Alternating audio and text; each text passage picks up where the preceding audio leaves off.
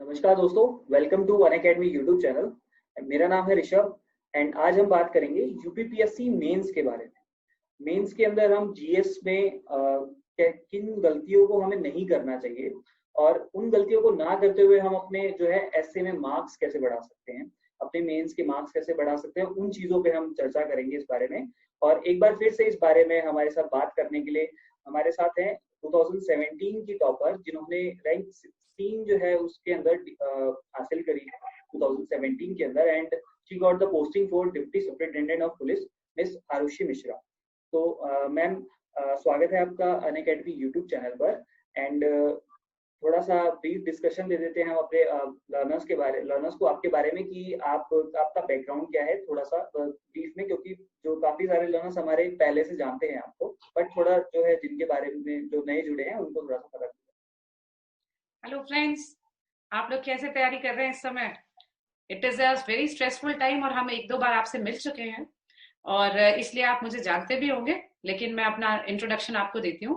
My name is Aarushi Mishra. मैं रायबरेली उत्तर प्रदेश से belong करती हूँ। मैंने अपनी स्कूलिंग रायबरेली से ही करी है और उसके बाद मेरी ग्रेजुएशन हुई है आईआईटी रुड़की से।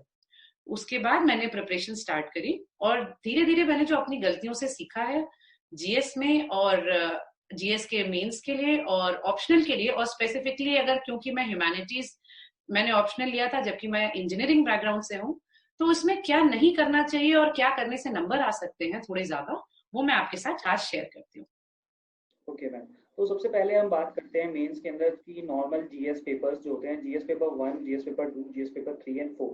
तो इसके अंदर हमें जो है, अगर जीएस पेपर 1 की अगर मैं बात करूँ तो इसके अंदर आंसर राइटिंग अगर हुई तो आंसर राइटिंग में हमें किन चीज़ों को नहीं करना है और इसके अंदर हम मार्क्स कैसे बढ़ा सकते हैं, किन चीज़ों का ध्यान रखें, तो उस बारे में हम पहले बात कर लेते हैं।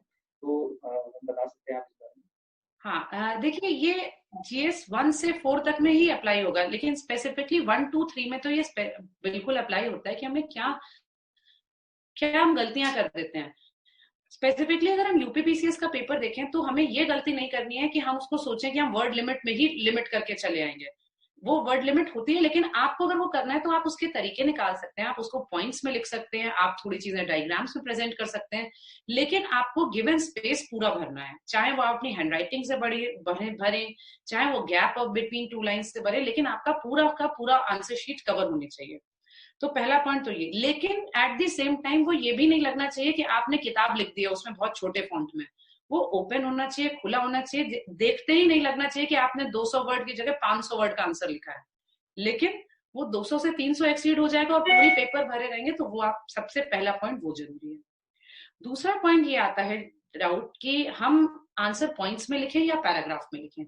देखिए, अगर हिस्ट्री का क्वेश्चन है तो आप स्वाभाविक रूप से आप पैराग्राफ में लिख सकते हैं, लेकिन जो पैटर्न चेंज हो रहा है, अगर वो और क्वेश्चंस हैं पेपर 1 से पेपर 3 के बीच में, तो आप कोशिश करें कि आप उसको पॉइंट्स और पैराग्राफ के मिक्स में लिखें, जिसमें शुरुआत इंट्रोडक्शन आपका पैराग्राफ होगा और कंक्लूजन आपका पैराग्राफ होगा, लेकिन बीच में आप कोशिश करिए कि सब हेडिंग डाल के आप पॉइंटर्स लिखें।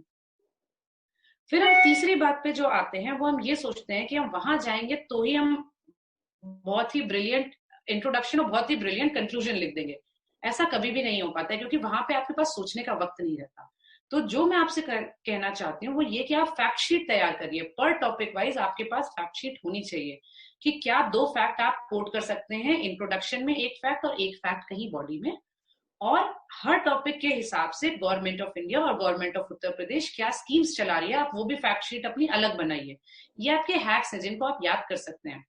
और इसके अलावा बीच में कहीं जो भी आप डालना चाहें अपने लोकल लेवल पे या अपने नेशनल लेवल पे, जो एग्जांपल्स आप डाल सकते हैं। तो ये बेसिक चीजें जो हम अवॉइड कर सकते हैं कि हम वहीं पे जाके इम्प्लीमेंट करें रादर देन हम पहले ही कर लें। जी मैम। तो मैम, ये तो हो गया हमारा कि हमें कैसे किन चीज़ों को ना करते हुए ये हम कैसे अपने मार्क्स हम बढ़ा सकते हैं। बट अभी जैसे कुछ लर्नर्स हमारे साथ ये भी क्वेश्चन पूछ रहे होंगे कि आंसर राइटिंग का वे क्या होना चाहिए, मतलब किस वे में जानी चाहिए, वो किस कहाँ से स्टार्ट होके फिर वो किस उस पे पोजीशन पे पहुंचनी चाहिए कि वो एक आंसर जो हमारे मार्क्स हैं उसमें बढ़ जाए। बिल्कुल। देखिए, जैसा कि मैं आपको सजेस्ट करूंगी, मैं आपको एक तरीका तो बता रही हूँ, एक ब्लूप्रिंट है जो मैं आपको बता रही हूँ। ये कैसे किया है, ये बहुत सारे टॉपर्स की कॉपी पढ़ के ही आया है, मुझे भी अपने उसमें। तो मैं आपको बता रही हूँ, लेकिन ये सब्स्टिट्यूट नहीं है कि आप अपने टॉपर्स की कॉपी मत पढ़िए, आप जरूर उनकी कॉपी इंटरनेट से पढ़िए, क्योंकि आपकी अपनी एक इनसाइट डेवलप होगी। लेकिन एक जो बेसिक आइडिया क्या होता है कि आप इंट्रोडक्शन लिखें तो हमेशा 3 से 4 लाइन का आप इंट्रोडक्शन लिखिए, जिसमें कोशिश करिए कि एक फैक्ट मिनिमम हो।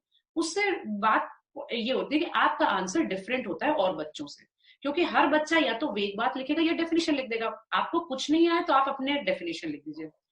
अब अक्सर ये डाउट आता है कि मैम डेफिनेशन हम एकदम टेक्स्ट बुक डेफिनेशन लिखें किसी चीज की, अगर अर्बनाइजेशन है तो हम टेक्स्ट बुक डेफिनेशन लिखें या हम अपने मन से भी बना सकते हैं?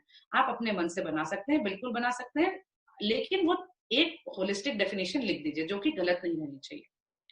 उसके बाद जैसे ही अगर सवाल में मैंने आपसे बोला कि अगर सवाल 2 या 3 क्वेश्चंस हैं उसमें, कभी कभी अक्सर सवाल पूछे जाते हैं जिसमें 2 से 3 क्वेश्चन एक ही सवाल में पूछे जाते हैं, तो अगर ऐसा क्वेश्चन है तो आप सब हेडिंग्स में डिवाइड करिए। सबसे अच्छा तरीका ये होता है, सब हेडिंग्स में डिवाइड करिए, आर्ग्यूमेंट्स फॉर लिखिए, आर्ग्यूमेंट्स अगेंस्ट लिखिए, ये भी सब हेडिंग्स में लिखिए, और पॉइंट्स में अपने आर्ग्यूमेंट्स लिखिए, क्योंकि आपके पास बहुत समय नहीं होता और आपके पास कॉम्पिटिशन ज्यादा है और बच्चे पॉइंट्स भी ज्यादा मेंशन करते हैं। तो आप पॉइंट्स में आंसर लिखिए, जिसमें पॉइंट आपका ऐसा एब्रप्ट पॉइंट नहीं होना चाहिए, जो कि मेरा हमेशा आपसे कहना है कि 2 से 3 वर्ड नहीं होने चाहिए, हमेशा 6-7 वर्ड का पॉइंट होना चाहिए, 1 से 1.5 लाइन। ठीक है। उसके बाद जब हम आते हैं तो आपको ये ध्यान रखना है कि आप यूपीपीसीएस की एग्जाम दे रहे हैं, तो यूपीपीसीएस का एग्जाम देने के लिए आप स्टेट स्पेसिफिक एग्जाम्पल जरूर मेंशन करिए। स्टेट स्पेसिफिक एग्जाम्पल होगा, स्टेट स्पेसिफिक स्कीम होगी या स्टेट स्पेसिफिक प्रॉब्लम होगी, तो वो आपके हमेशा से एक्स्ट्रा मार्क्स दिलाती है। उसके लिए आप चाहे दूसरे पेन का इस्तेमाल कर सकते हैं, मतलब आपको एग्जामिनर का फोकस चाहिए उस पर, तो या तो आप दूसरे पेन का इस्तेमाल कर लीजिए, आप पेंसिल से उसमें बॉक्स बना लीजिए, या आप फॉर एग्जाम्पल अलग से करके लिख दीजिए, जिससे एग्जामिनर का अलग से ध्यान जाए। बीच में आप कभी कर सकते हैं कि आपने कोई डायग्राम बना दिया, लेकिन डायग्राम 20 से 30% ऑफ द A4 साइज से बड़ा नहीं होना चाहिए। ये मैं कभी कभी बच्चे डायग्राम को पूरा पूरा आधा पेज बना देते हैं, ऐसी जरूरत नहीं है, वो आपका पिक्चर बुक लगने लगती है, वैसा भी नहीं करना है। फिर हम कंक्लूजन में आते हैं। कंक्लूजन हमेशा बहुत पॉजिटिव रखिए, जिसमें मैंने हमेशा सबसे इजीएस्ट कंक्लूजन ये होता है कि या तो आप गवर्नमेंट ऑफ इंडिया की स्कीम्स लिखे, या आप उत्तर प्रदेश गवर्नमेंट की स्कीम्स लिखे, या आप कोई आपके अपने एरिया में आपने देखा है कि नया कोई तरीका आ रहा है, आप उस पर लिखिए, आपने इकोनॉमिक सर्वे में कोई पॉइंट देखा है, नीति आयोग ने किसी तरीके से इंप्रूव करने को बोला है, या आपको दुनिया में कुछ भी ना समझ में आए, तो आप बताइए। एसडीजी आप 1 से 14 तक, अपने 1 से 17 तक आप अपने पूरे याद कर लीजिए और लिख दीजिए हम ये XYZ करेंगे तो एसडीजी नंबर इसमें फायदा हो जाएगा। सबसे इजीएस्ट कंक्लूजन है। तो कुछ भी नहीं समझ आए, सस्टेनेबल डेवलपमेंट, इस तरह चीजों करके आप आंसर लिख सकते हैं, लेकिन बहुत ही पॉजिटिव आंसर लिखना है। जी मैम, ये मैम काफी अच्छी आपने टेक्निक बताई है बच्चों को, आई होप कि उनको काफी हेल्पफुल रहेगी ये। तो ये तो बात हो गई हमारी कि वे ऑफ आंसर राइटिंग क्या होना चाहिए, कि किस तरीके से जो एग्जामिनर है वो जज करता है उस आंसर को जब भी वो पढ़ता है। तो अब जो है इसमें सबसे पहले क्या होता है कि सब्जेक्ट वाइज भी लर्नर्स जानना चाहेंगे कि क्या सब्जेक्ट वाइज हमें क्या टेक्निक्स होनी चाहिए। जैसे कि आपका ऑप्शनल जो है वो है सोशियोलॉजी, तो उस पर भी हम एक बारी बात करेंगे, लेकिन हम उसके लिए एक डिफरेंट वीडियो बनाएंगे, बिकॉज उसके लिए हमें थोड़ा सा, वो भी एक वास्ट टॉपिक है, तो वो जो है वो भी पूरा टाइम ले लेगा।